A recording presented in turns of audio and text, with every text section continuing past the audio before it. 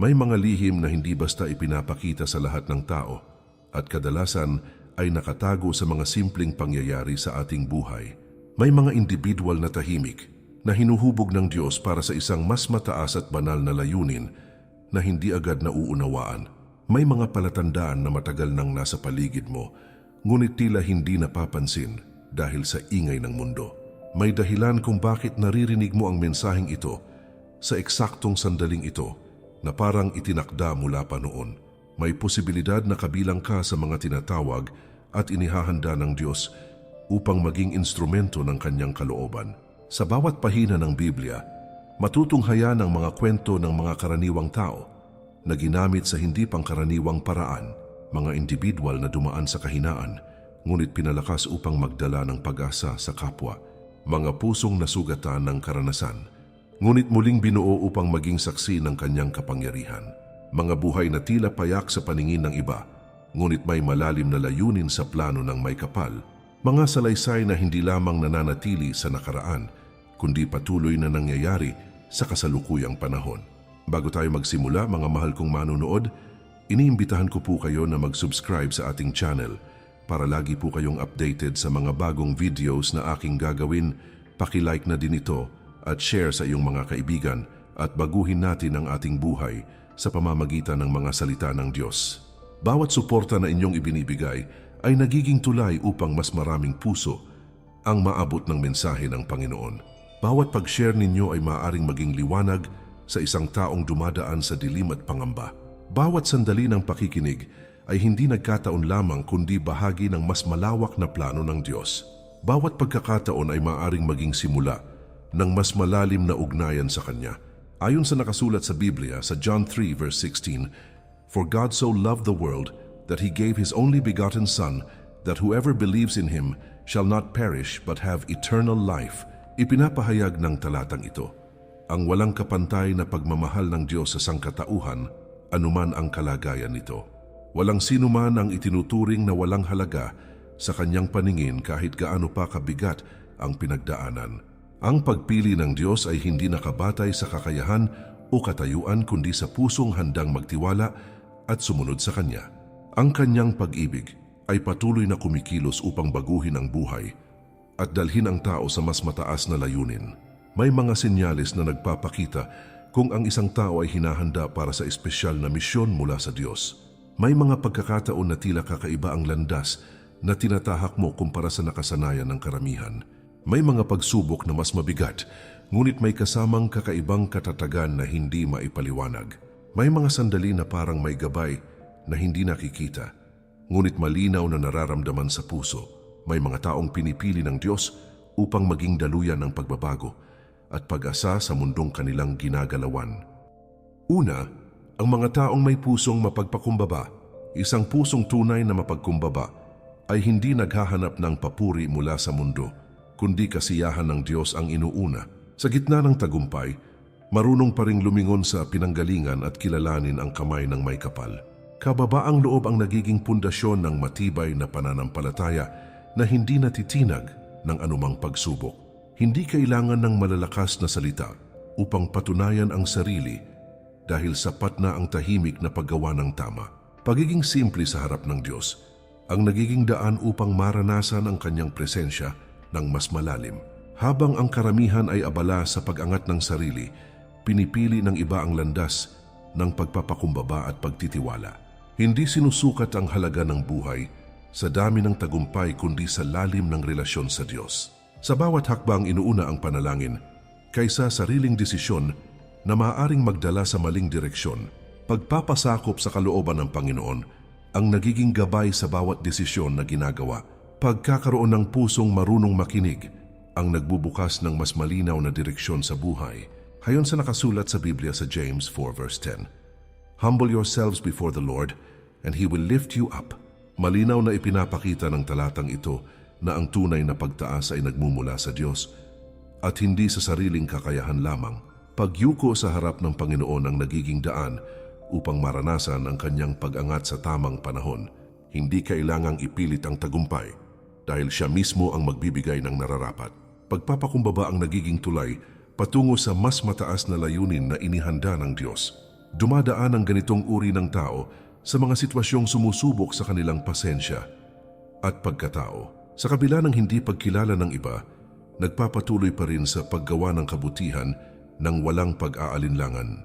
Pagiging mahinahon sa gitna ng kaguluhan ang nagiging patunay ng tunay na lakas ng loob. Hindi hinahayaan na ang emosyon ang manguna, kundi ang pananampalataya ang sinusunod. Pagiging matatag sa kabila ng pagsubok ang lalo pang nagpapalalim ng kanilang ugnayan sa Diyos. Pinipili ng Diyos ang ganitong klase ng puso dahil handa silang sumunod kahit walang katiyakan sa hinaharap.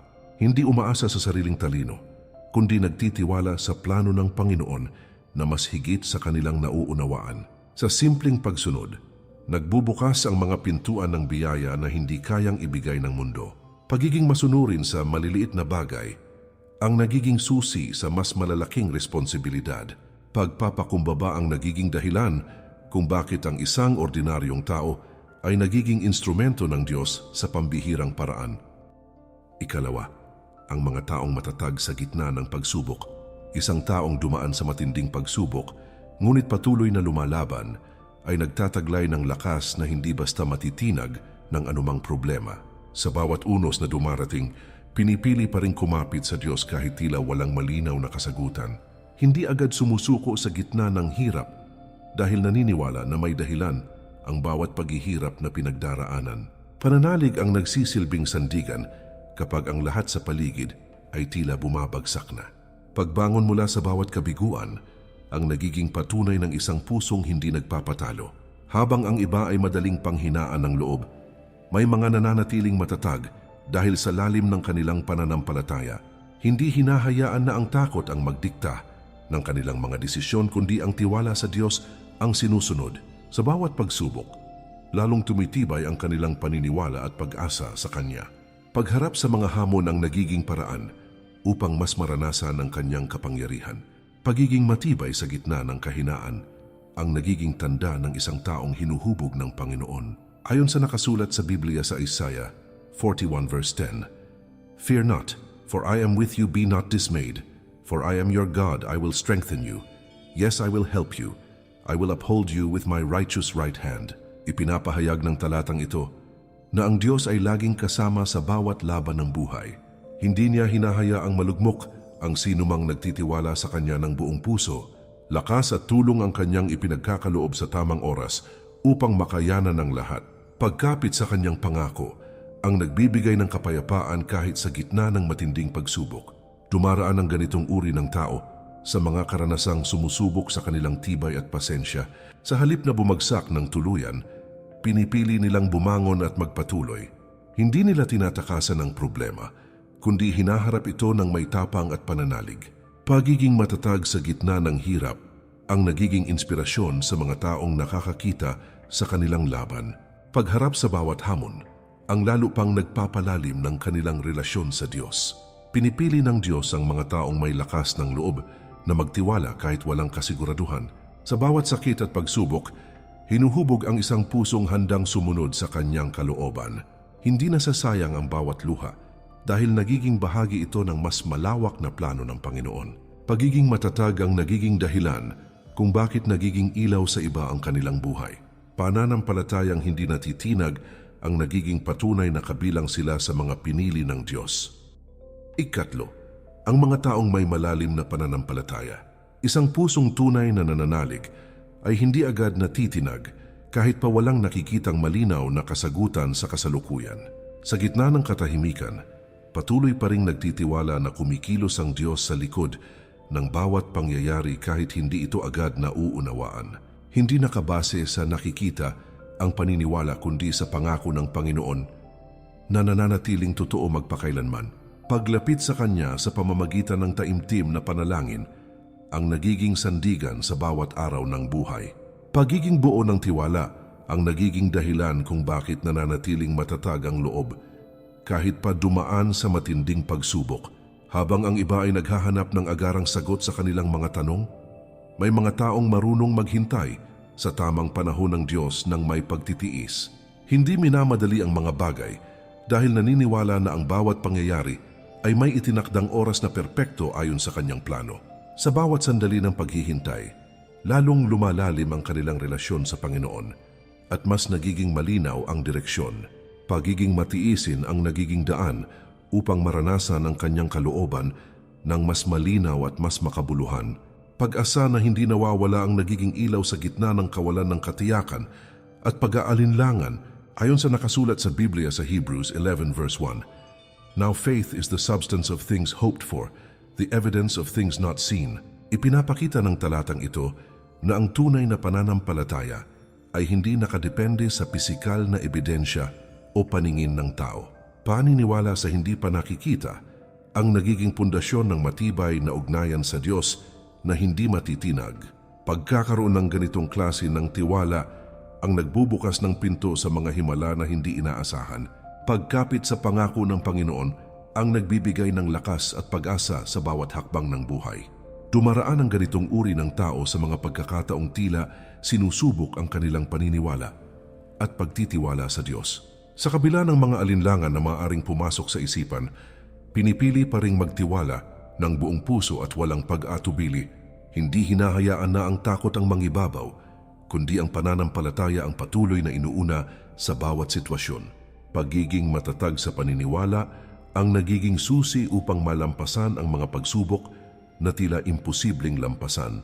Pagpapatuloy sa paglapit sa Diyos ang lalo pang nagpapalalim ng kanilang pananampalataya at pag-unawa sa Kanya.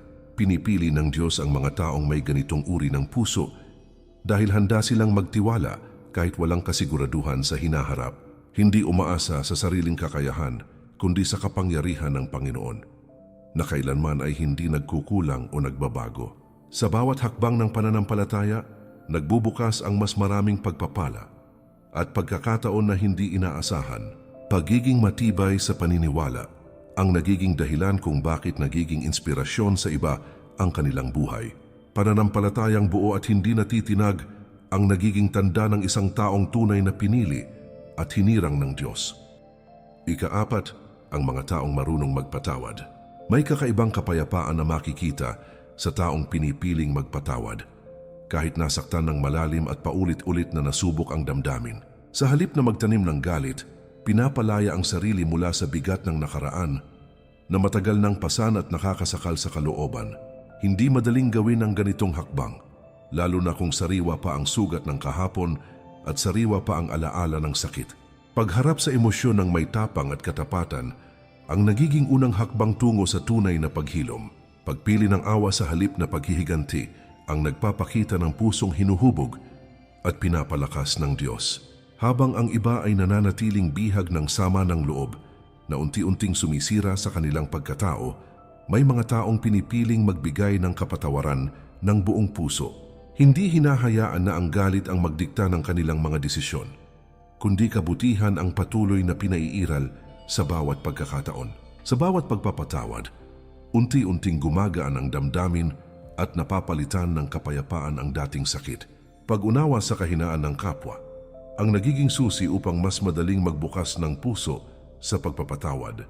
Pagbibigay ng panibagong pagkakataon ay nagiging daan upang muling mabuo ang nasirang ugnayan. Ayon sa nakasulat sa Biblia sa Colossians 3 verse 13, "Bear with each other and forgive one another. If any of you has a grievance against someone, forgive as the Lord forgave you." Ipinapakita ng talatang ito na ang pagpapatawad ay hindi lamang utos, kundi isang halimbawa na dapat sundin ng bawat mananampalataya. Pag-alala sa habag ng Diyos ang nagiging inspirasyon upang palayain din ang iba mula sa kanilang pagkukulang. Hindi man madali ang proseso, nananatiling makabuluhan at tama ang landas ng pagpapatawad. Pagpapalaya sa kapwa ang nagiging daan upang maranasan ang tunay na kalayaan ng sariling puso at isipan. Dumaraan ang ganitong uri ng tao sa matitinding pagsubok na sumusukat sa lalim ng kanilang pag-unawa at pagtitiis. Sa halip na manatili sa sakit, pinipili pa ring magtiwala na may mas mataas na layunin ang bawat karanasan. Hindi pinapalakas ang galit, kundi hinahayaan ng Diyos na dahan-dahang maghilom ng sugat na hindi nakikita. Pagharap sa emosyon ng may katapatan ang nagiging mahalagang bahagi ng proseso ng pagbangon. Pagpapasya na magpatawad ang nagiging hakbang tungo sa mas payapa at mas magaan na pamumuhay. Pinipili ng Diyos ang mga taong handang magpatawad dahil malinaw na nasasalamin sa kanila ang kanyang pag-ibig at habag. Sa bawat pagpapakita ng awa, nagiging daluyan sila ng kabutihan na maaring magbago ng buhay ng iba. Hindi nasasayang ang bawat sakit dahil nagiging aral na nagpapalalim ng pananampalataya at pag-unawa. Pagiging mapagpatawad ang nagiging dahilan kung bakit nagiging ilaw sa mundong puno ng alitan at hidwaan. Pusong malaya sa galit at puno ng kapayapaan ang nagiging tanda ng isang taong tunay na kabilang sa mga pinili ng Diyos. Ikalima, ang mga taong masunurin sa kalooban ng Diyos. May direksyon ang buhay ng taong marunong sumunod sa tinig ng Diyos kahit hindi malinaw ang patutunguhan at puno ng mga tanong ang isipan. Sa halip na pairalin ang sariling kagustuhan, pinipiling unahin ang kalooban ng Panginoon sa bawat desisyon kahit may kaakibat na sakripisyo. Hindi madaling talikuran ang sariling plano, lalo na kung pinaghirapan na. Ngunit nagiging posible dahil sa matibay na pananampalataya. Pagtanggap sa utos ng Diyos ang nagiging susi upang maranasan ang tunay na layunin na higit pa sa inaasahan. Paglakad sa landas na itinakda niya, ang nagdudulot ng kapayapaan na hindi kayang ibigay ng anumang bagay sa mundo, habang ang iba ay sumusunod sa agos ng sariling kagustuhan at pansamantalang kasiyahan. May mga taong pinipiling sumunod sa mas mataas na tawag ng Panginoon. Hindi hinahayaan na ang emosyon ang manguna, kundi ang salita ng Diyos ang ginagawang gabay sa bawat hakbang. Sa bawat pagsunod, nagiging malinaw ang direksyon na dati ay tila magulo at puno ng kalituhan. Pagiging handang magtiwala kahit walang kasiguraduhan ang nagiging daan upang makita ang kabutihan ng kanyang plano. Pagpapasakop sa kanya, ang nagiging pundasyon ng isang buhay na may kabuluhan at direksyon. Ayon sa nakasulat sa Biblia sa Proverbs 3 verse 5, "Trust in the Lord with all your heart and lean not on your own understanding." Ipinapakita ng talatang ito na ang tunay na pagsunod ay nangangailangan ng buong pagtitiwala sa Diyos nang walang pag-aalinlangan. Hindi sapat ang sariling kaalaman dahil may mas malawak at mas malalim na pananaw ang Panginoon sa bawat sitwasyon. Paglalagak ng tiwala sa Kanya ang nagiging susi upang makaranas ng tamang direksyon sa bawat desisyon. Pag-iwas sa sariling pag-unawa lamang ang nagbubukas ng pinto sa karunungan na nagmumula sa Diyos. Dumaraan ang ganitong uri ng tao sa mga pagkakataong sinusubok ang kanilang kakayahang sumunod kahit mahirap ang sitwasyon.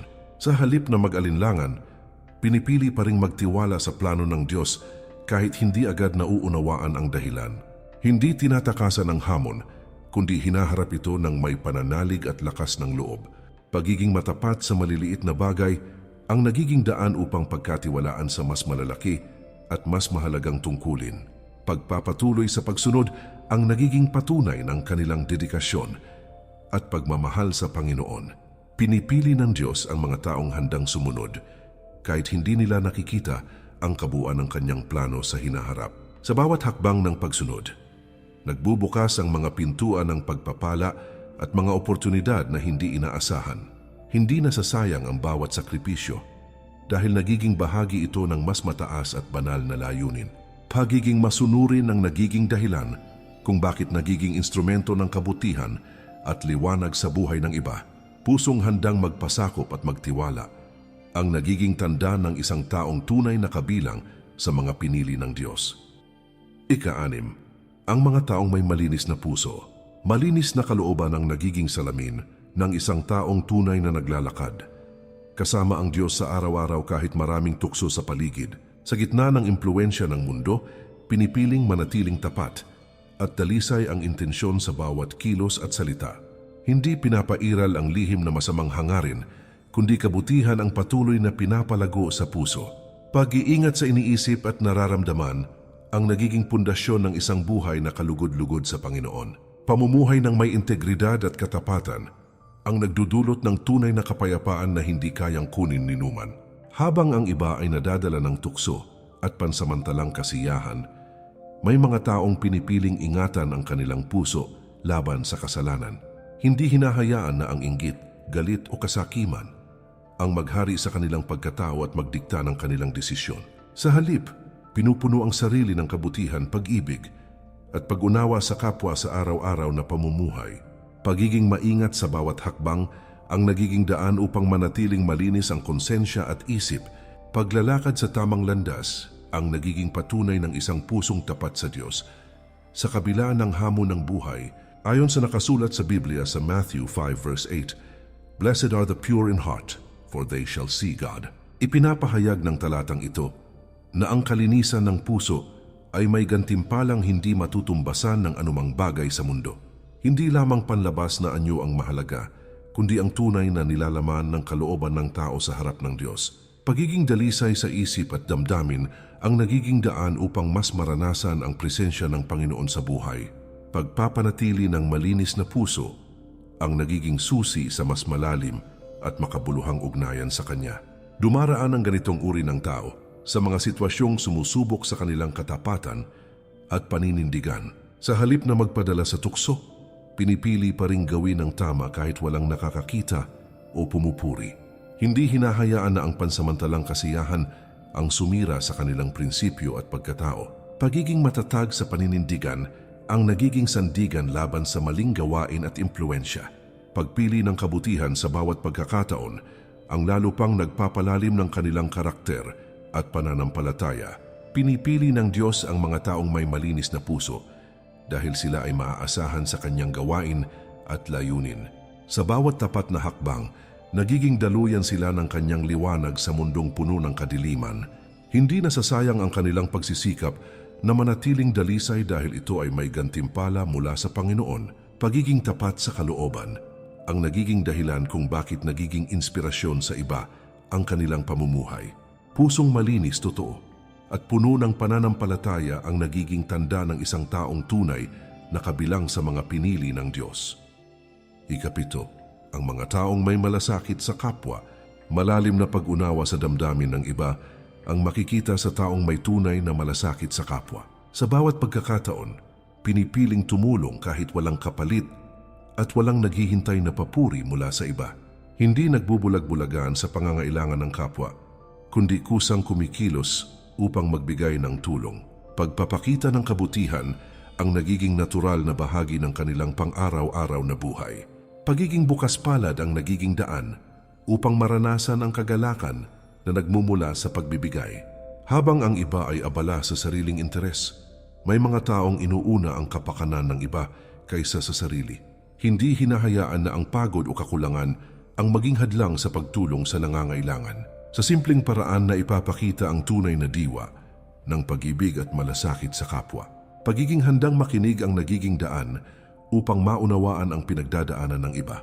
Pagbibigay ng oras at atensyon ang nagiging malaking tulong sa mga taong nangangailangan ng karamay. Ayon sa nakasulat sa Biblia sa Galatians 6 verse 2, "Bear one another burdens and so fulfill the law of Christ." Ipinapahayag ng talatang ito na ang pagtulong sa kapwa ay isang mahalagang bahagi ng pananampalataya. Pagdadala ng bigat ng iba ay nagpapakita ng tunay na pag-ibig na itinuro ng Diyos. Hindi lamang salita ang kailangan, kundi konkretong aksyon upang maipadama ang malasakit. Pagiging handang tumulong ang nagiging patunay ng isang pusong sumusunod sa kalooban ng Panginoon. Dumaraan ang ganitong uri ng tao sa mga pagkakataong kinakailangan nilang magsakripisyo para sa iba. Sa halip na magreklamo, pinipili pa ring magbigay ng tulong ng buong puso. Hindi tinitingnan ang sariling kakulangan, kundi ang pangangailangan ng kapwa ang inuuna. Pagiging mapagbigay sa kabila ng limitasyon ang nagiging patunay ng kanilang kabutihan. Pagharap sa sitwasyon nang may malasakit ang lalo pang nagpapalalim ng kanilang pananampalataya. Pinipili ng Diyos ang mga taong may pusong handang magmalasakit dahil sumasalamin ito sa Kanyang pag-ibig. Sa bawat pagtulong, nagiging daluyan sila ng biyaya at pag-asa sa iba.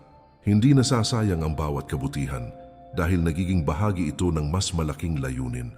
Pagiging mapagmalasakit ang nagiging dahilan kung bakit nagiging liwanag sa mundo ang kanilang buhay. Pusong puno ng pag-ibig at malasakit ang nagiging tanda ng isang taong tunay na kabilang sa mga pinili ng Diyos. Ikawalo, ang mga taong may tapang na ipahayag ang katotohanan. May kakaibang lakas ng loob ang makikita sa taong handang magsalita ng tama, kahit hindi ito popular sa nakararami. Sa gitna ng pagdududa at pagtutol, pinipiling panindigan ang katotohanan na nagmumula sa Diyos. Hindi natitinag sa opinyon ng iba, dahil ang batayan ay ang salita ng Panginoon at hindi ang takbo ng mundo. Pagiging tapat sa sinasabi ang nagiging tanda ng isang pusong hindi natatakot tumayo para sa tama. Paninindigan ang nagiging sandigan upang manatiling matuwid sa bawat pagkakataon, habang ang iba ay pinipiling manahimik upang maiwasan ang gulo. May mga taong handang magsalita para sa kabutihan. Hindi hinahayaan na ang takot ang pumigil sa kanila sa pagpapahayag ng katotohanan. Sa bawat pagkakataon, ginagamit ang boses upang magbigay liwanag sa mga naliligaw ng landas. Pagiging matapang sa salita at gawa ang nagiging daan upang magdala ng pagbabago sa kapwa. Pagpili ng tama kahit mahirap ang nagiging patunay ng tunay na pananampalataya. Ayon sa nakasulat sa Biblia sa Joshua 1 verse 9, "Have I not commanded you, be strong and courageous? Do not be afraid, do not be discouraged, for the Lord, your God will be with you wherever you go." Ipinapakita ng talatang ito na ang tapang ay nagmumula sa presensya ng Diyos sa buhay ng tao. Hindi kailangang matakot dahil ang Panginoon ang nagbibigay ng lakas sa bawat hakbang. Pagiging matapang ay hindi kawalan ng takot kundi pagpili na kumilos sa kabila nito.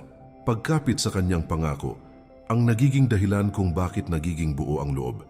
Dumaraan ang ganitong uri ng tao sa mga sitwasyong sinusubok ang kanilang katapangan at paninindigan. Sa halip na umatras, pinipili pa ring tumayo at ipaglaban ng tama. Hindi hinahayaan na ang panghuhusga ng iba ang magpahina sa kanilang loob. Pagiging matatag sa harap ng pagsubok ang nagiging patunay ng kanilang lakas ng pananampalataya. Pagharap sa hamon ng may tapang, ang lalo pang nagpapalalim ng kanilang relasyon sa Diyos. Pinipili ng Diyos ang mga taong may lakas ng loob na ipahayag ang katotohanan kahit hindi ito madali. Sa bawat paninindigan, nagiging instrumento sila ng liwanag sa mundong puno ng kalituhan. Hindi nasasayang ang bawat sakripisyo dahil nagiging bahagi ito ng kanyang layunin. Pagiging matapang sa tama ang nagiging dahilan kung bakit nagiging inspirasyon sa iba ang kanilang buhay. Pusong buo at hindi natitinag ang nagiging tanda ng isang taong tunay na kabilang sa mga pinili ng Diyos.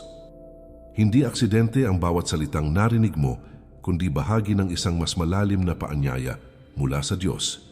May dahilan kung bakit tumimo sa puso mo ang mga katotohanang ibinahagi at tila may kumakausap sa iyong kalooban. Sa bawat katangian na nabanggit, may paalala na ang Diyos ay patuloy na kumikilos sa buhay ng tao.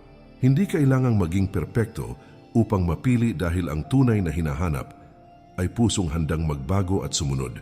Pagbubukas ng sarili sa kanyang kalooban ang nagiging simula ng isang buhay na may tunay na direksyon. Sa araw-araw na paglalakbay, may mga pagkakataon na tila naliligaw o napapagod ang kalooban. Sa gitna ng ganitong sitwasyon, ang salita ng Diyos ang nagiging ilaw na gumagabay sa tamang landas.